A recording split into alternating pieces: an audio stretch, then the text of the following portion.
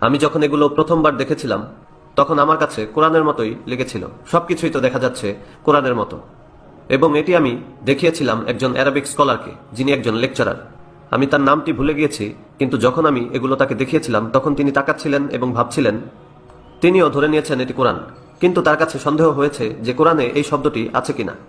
কিন্তু তিনি স্মরণ করতে পারছেন না যে কোরআনে আব্বানা শব্দটি কোথায় রয়েছে। তাই তিনি এই শব্দটি কোরআন থেকে বের করার চেষ্টা করছেন। আব্বা না, আব্বা না, এরকম কিছু কি রয়েছে কোরআনে? তিনি হাফেজ নন, কিন্তু তিনি বলছেন যে এরকম কিছু মনে হচ্ছে না আছে।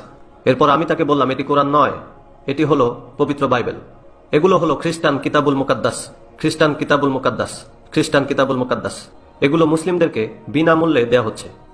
গরিব মুসলিম, পোর মুসলিম, বিশেষত অনারব অর্থাৎ যারা নন আরব, যেমন Bangladeshi, Pakistani, Indonesian, Malaysian, Nigerian, Ghanaian, মিশরীয়, ফালাহিন, তারা এটাকে গ্রহণ করবে, এরপর চুমু খাবে, তারপর এটা নিয়ে ঘরের দেয়ালে ঝুলিয়ে রাখবে।